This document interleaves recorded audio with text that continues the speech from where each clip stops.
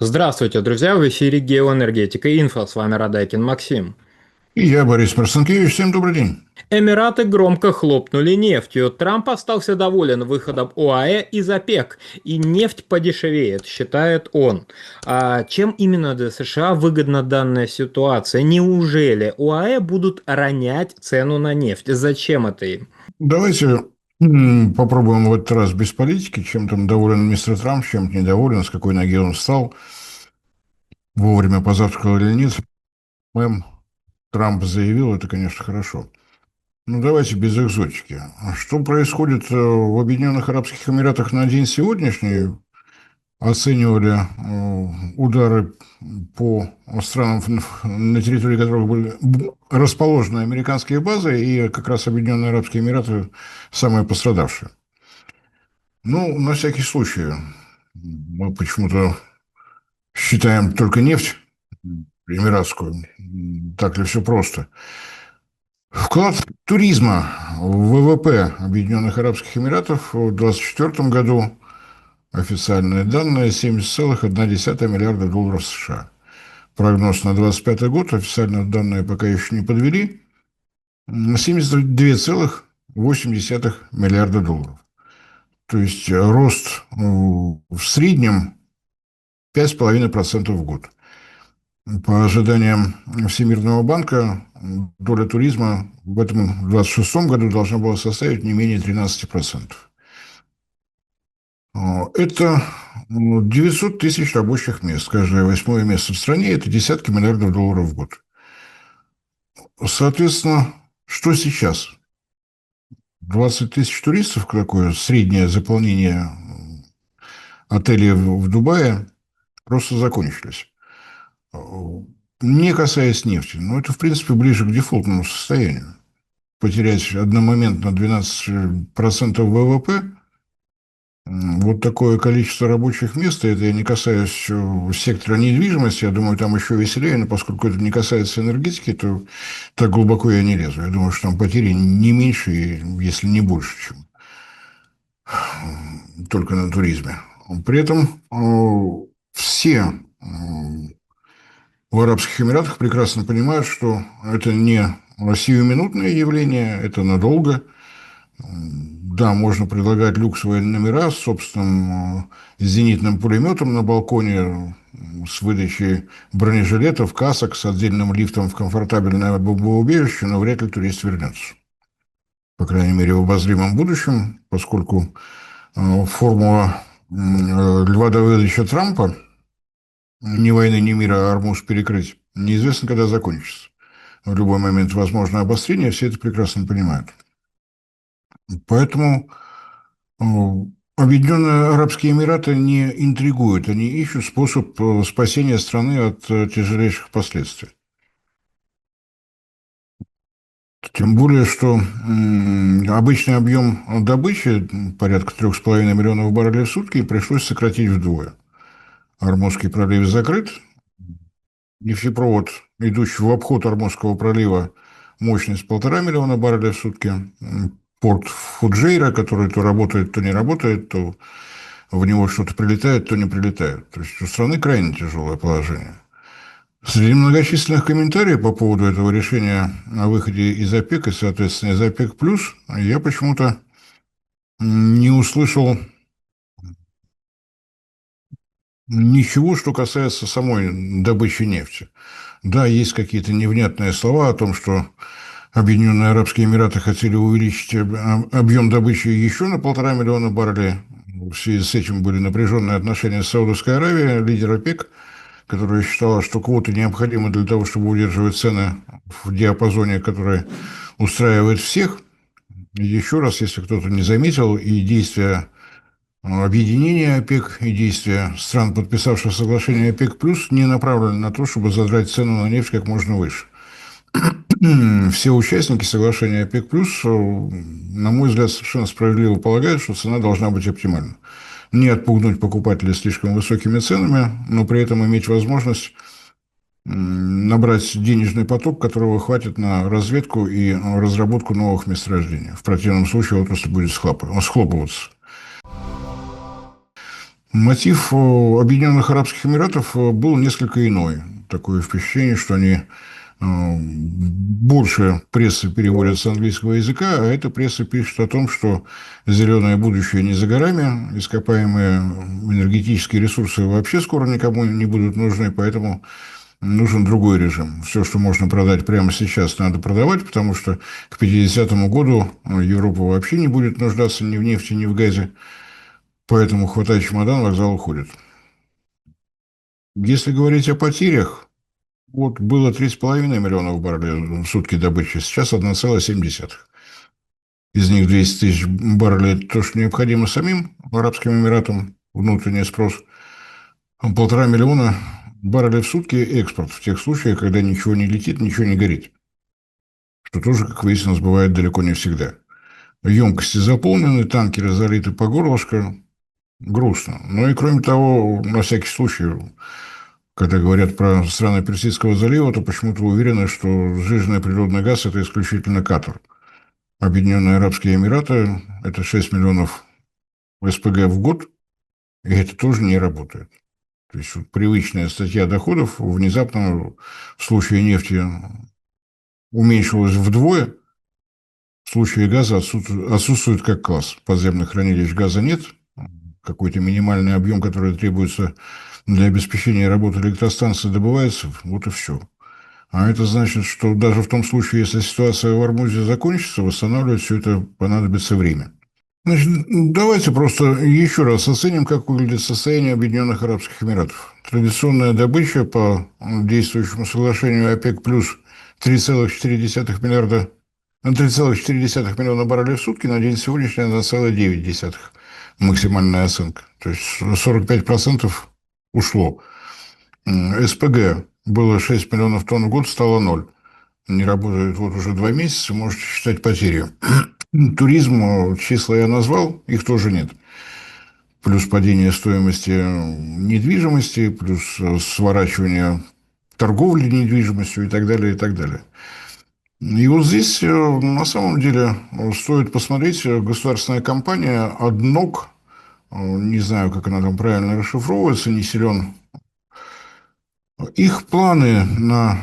Это государственная нефтегазодобывающая компания, нефтегазоперерабатывающая компания, все сосредоточено в одних руках.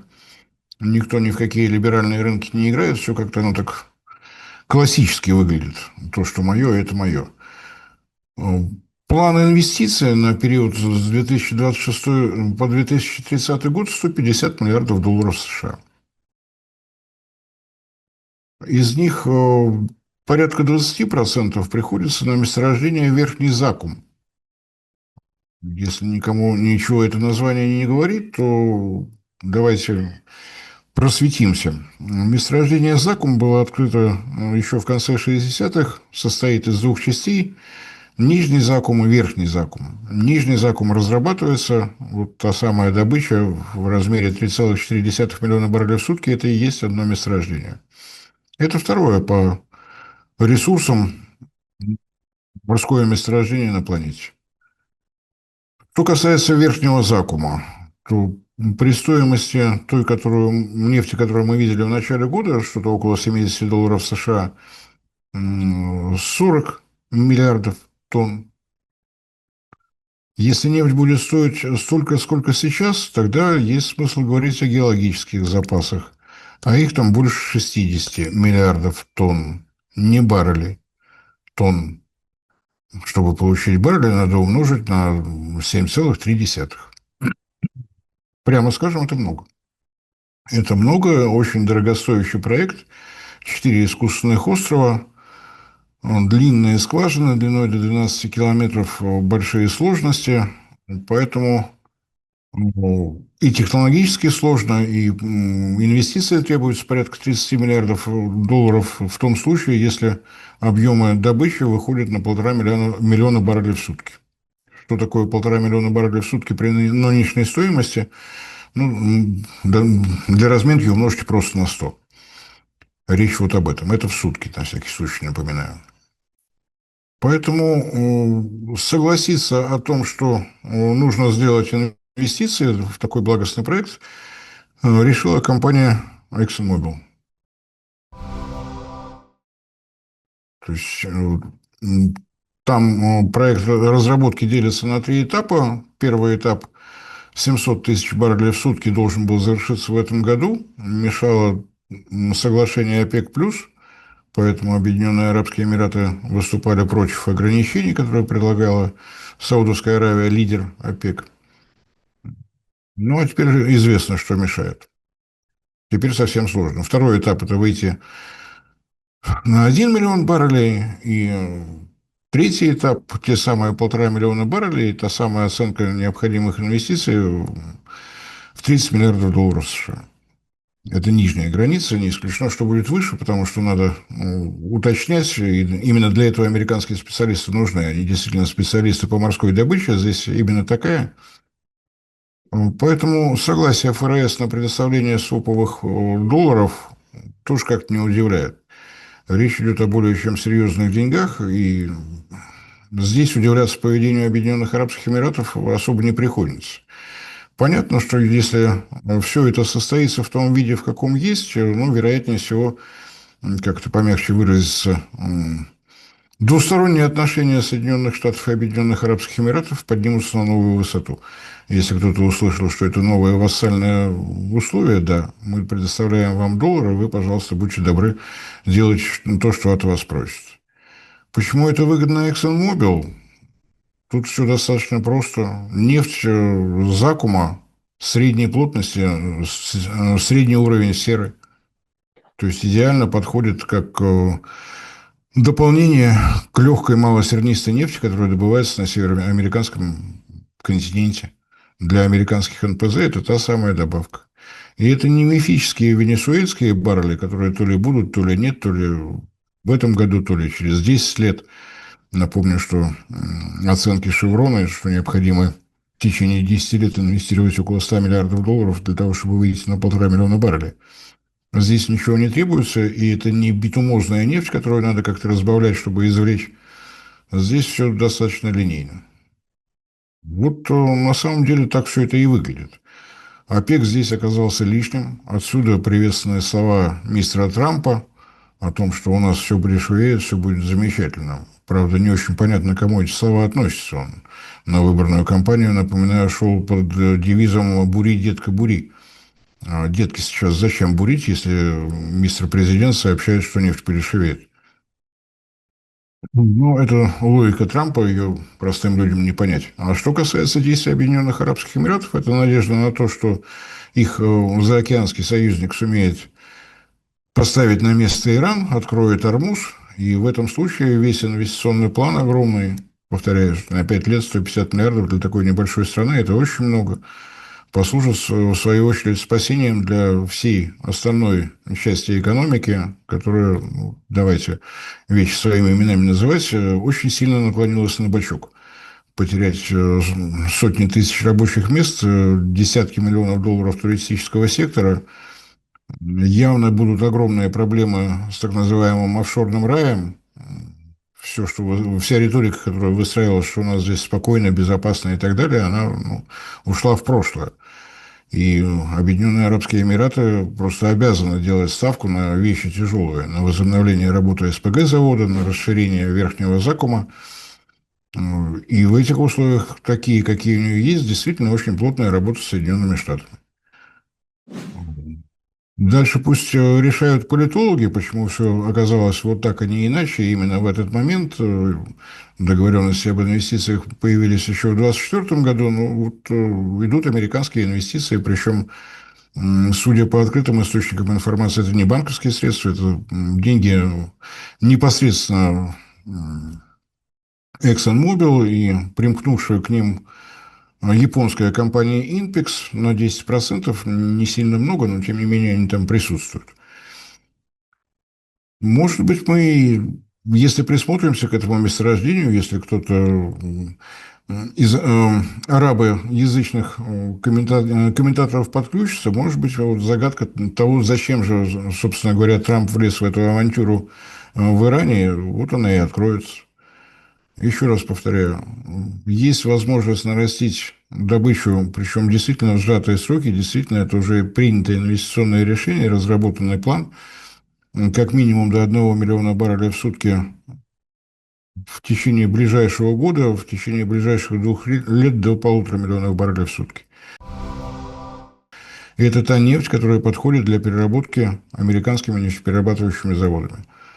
И это тот сектор, за который сражается Дональд Трамп, который провозгласил, что его цель сделать Соединенные Штаты энергетической сверхдержавой.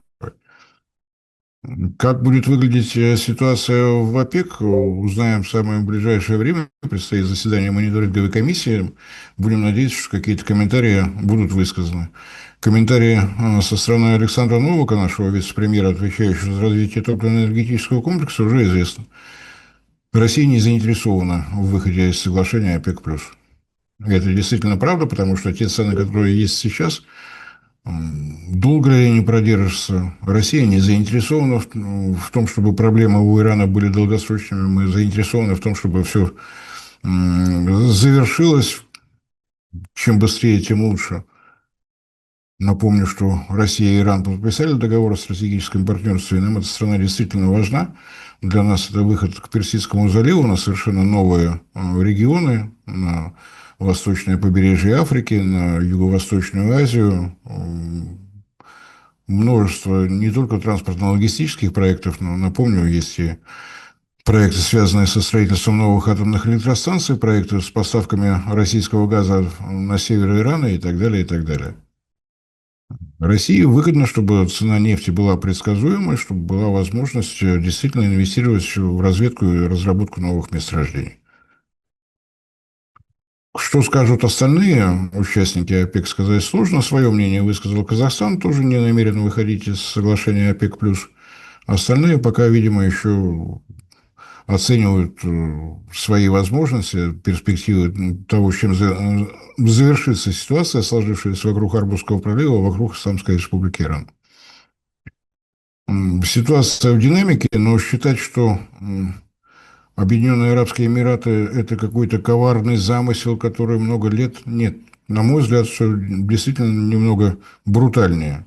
После краха туристической отрасли, если, опять же, не стесняться называть факты так, как они выглядят, у них другого выхода нет. Им действительно необходимы эти новые объемы нефти, и даже в том случае, если вернется ценовая ситуация к той, которая была зимой этого года, что-то там в районе $70 за баррель, по оценкам ExxonMobil, которые разрабатывают, собственно говоря, технологическую часть проекта верхнего закума, себестоимость там будет на уровне $4-5. 4-5. Так что понятно, за что они борются. Наличие американского партнера – это гарантированный сбыт. В том случае, если возникает договоренность с ExxonMobil, то всю эту нефть можно спокойно отправлять в Соединенные Штаты, где она превратится в нефтепродукты и пойдет куда-нибудь в Европу или еще в какие-нибудь дикие страны. Ну, диких стран не так много, вот Европа, США, ну, Япония. А остальные как-то более цивилизованные. Тем не менее, вот такая ситуация. Может быть, здесь меньше политики и больше таких сугубо прагматичных вещей, связанных с тем, что экономику надо как-то удержать от краха. Борис Леонидович, большое спасибо за комментарий, друзья. Подписывайтесь на наш канал в Макс, Телеграм, ссылки будут в описании и закрепленном комментарии. Там же будут реквизиты для желающих финансово поддержать наш проект, чтобы мы и дальше также бодро вещали на всех площадках без монетизации, исключительно благодаря вашей финансовой поддержке на Sponsor.ru. Спасибо, до новых встреч. Подписывайтесь, смотрите, размещайте наши ролики в ваших социальных сетях. Это тоже поддержка нашего проекта. Всем спасибо за внимание, всем всего доброго.